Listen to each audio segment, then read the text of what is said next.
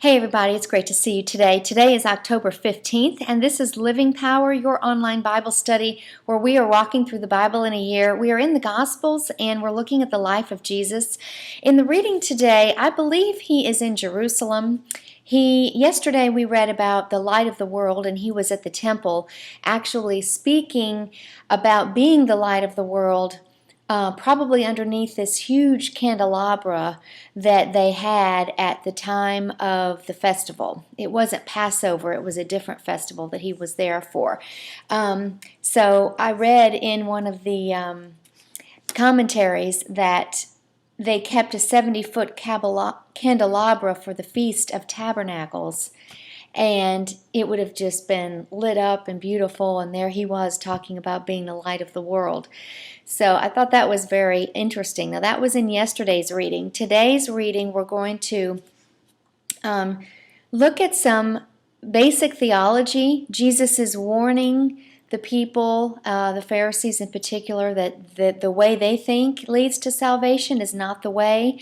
And we're going to talk a little bit about that today. And then I wanted to jump over to the story of sending out the disciples, that Jesus sent out the disciples. And if we have some time, we will end with Mary and Martha, the story there. So that's kind of how we're going to break up the reading today, because there was so much in that.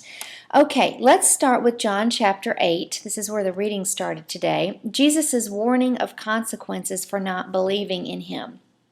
And he was telling them they're going to die in their sins. Now, the important thing to note here is that he is not saying that in order to have salvation, you have to work at it. And he was certainly challenging their assumption that just because they were descendants of Abraham, they were saved. Because they thought it was lineage that caused them to be saved. And he is saying, no, it's not lineage at all.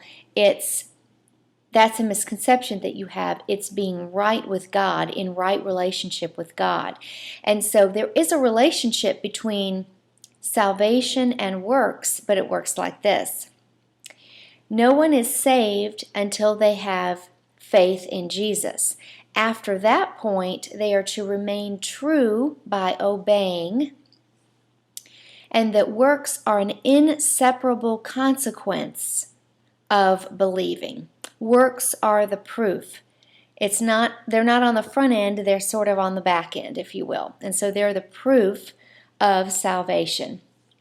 And in verse 59 of chapter 8, the people are getting kind of agitated at Jesus for talking like this. Of course, they don't believe it. They believe something different, and they're offended that he would come in and talk this way. In verse 59, it says, at that point, they picked up stones to throw at him. But Jesus was hidden from them. That's in the passive voice. He didn't hide himself. We're to understand that God hid him from them, and he left the temple. So here again, it was not his time to die. It was not his time to be beaten and bruised, and so God has hidden him from them.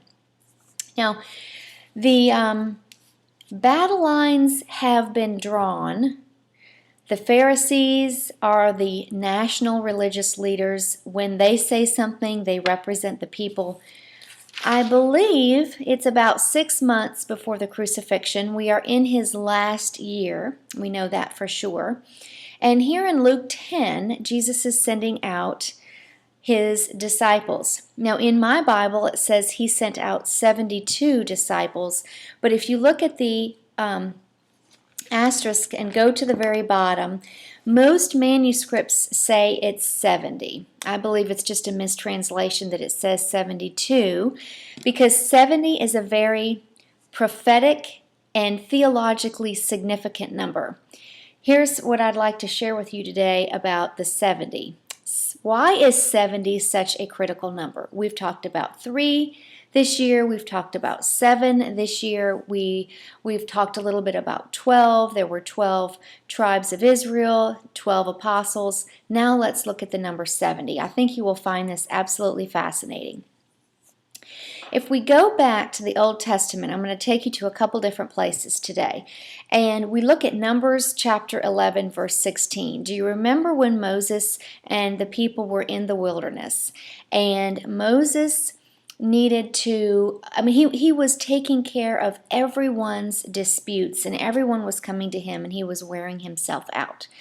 Jethro, his father-in-law, comes and says, you can't do all this by yourself. You need to appoint some people to help you. And so they appointed 70 leaders that would take the cases, take the disputes of a group of people, so the whole multitude was divided. And that worked pretty well.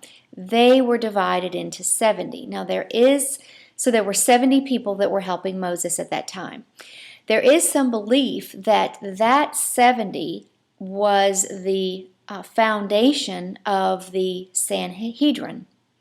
There was the Pharisees in Jesus' day and the Sanhedrin. So I thought that was kind of interesting. But 70 men with Moses were these original judges. Now, if we go back even farther in the Old Testament to Genesis chapter 10, you will recall reading the long genealogy from Noah. After the flood, Noah and his sons and their wives were spared on the ark. You remember that story? Noah had 3 sons, and we read long time ago at the beginning of the year, we read the genealogy of Noah's sons having children and how that played out. Well, in Genesis 10, you can go back, and there is a list that the nations of the world, after God repopulated the world through these 3 sons, there are nations listed. Middle Eastern nations, Egypt, Asian nations, lots of nations listed there. Guess how many? Go to Genesis 10 and you will see, you can count them. It doesn't say 70, but you can count them. There are 70 nations. Now, if you go to Numbers 26, this is interesting. Numbers 26 lists the 12 tribes of Israel and their clans. And if you count the clans that came from the tribes and the sub-clans that came from the clans, guess how many? I had to count it twice because I didn't count the sub-clans correctly. There are 70 clans, and that's in Numbers 26. Now, in order to get 70, you have to count the sub-clans and the 5 daughters. And when you go back and look, you'll remember we talked about the 5 daughters and how interesting it was that the 5 daughters were mentioned, because in Middle Eastern tradition, they don't usually inherit anything. So the fact that these women were listed as the daughters of this man was kind of interesting.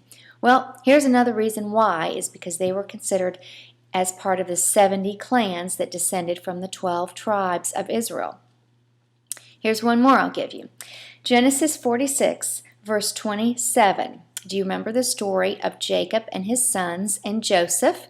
Joseph was the one that was favorite. He was sold into slavery. He ended up in Egypt, as you recall, and he ended up interpreting dreams. He interpreted Pharaoh's dream and then ended up being the second most powerful man in all the world. Pharaoh put him in charge of everything.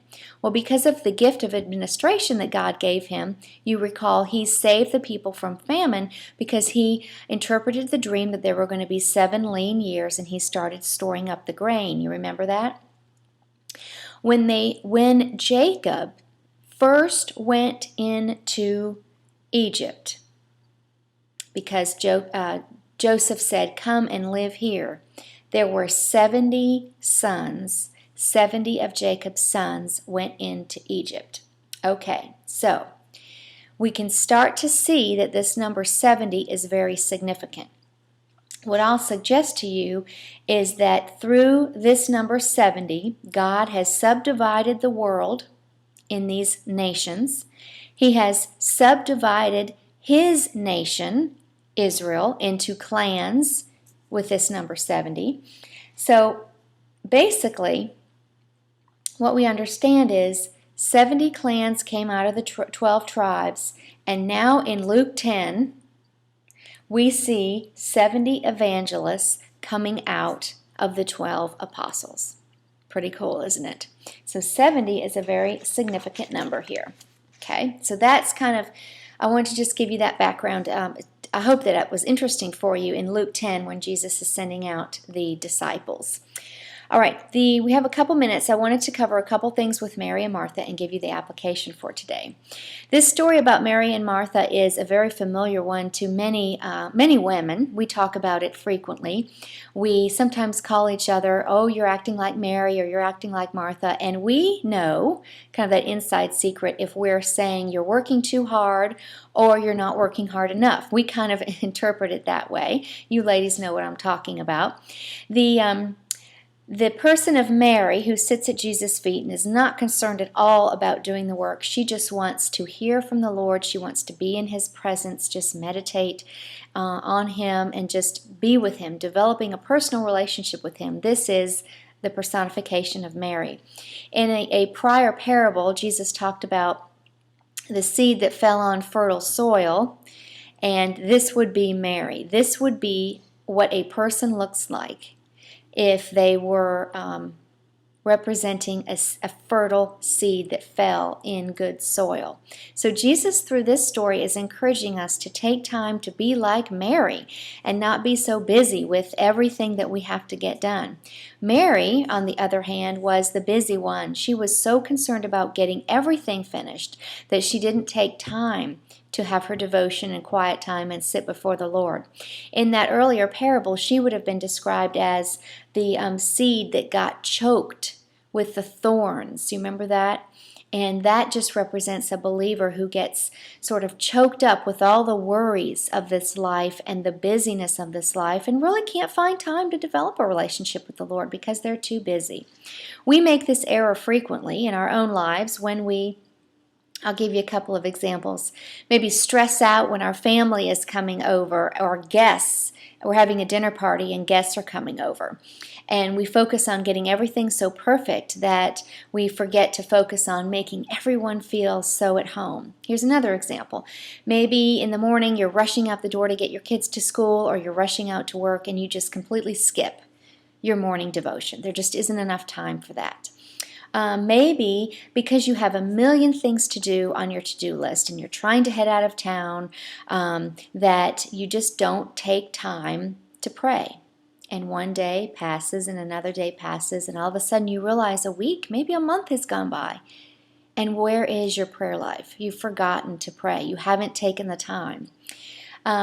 Maybe we make this error frequently when we get mad at God because our life is the way it is, or because we blame God because we don't have time to do the things that we feel inside that we should, but the world is just carrying us and choking us and taking us in a totally different direction. So here's the application for today. Serving God in the many busy activities that we have in our life must be subservient to worshiping Him. That must be a priority.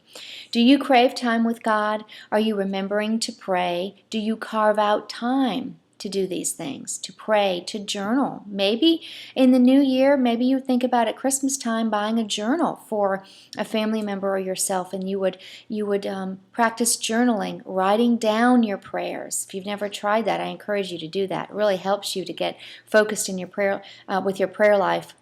Putting a date in your journal, writing down your prayers, putting a little box next to the prayer, checking it off when God answers it. It's an amazing way to see God working in your life. So, spiritual strength comes from communion with the Lord. And are we remembering to take that kind of time, the time that we should? Billy Graham once said that he was such a busy man, that he was so busy that he could not afford not to pray. And that's a different way of thinking about things for us, isn't it? Because many times we think we're too busy to pray. But he knew that we get more done through prayer than we could ever do in our own strength.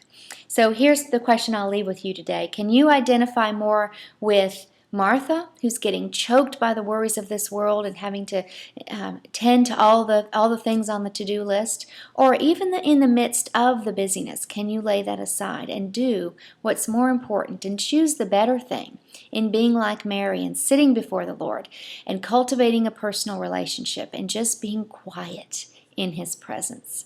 Well, I encourage you to do that today. I encourage you to sit quietly in His presence. Well, I hope this lesson has been a blessing to you. We're going to continue over the next couple of days as we study the life of Jesus. Thank you so much for allowing me to come into your home or your place of business or wherever you are in Bible study with you. Blessings to you. Shalom.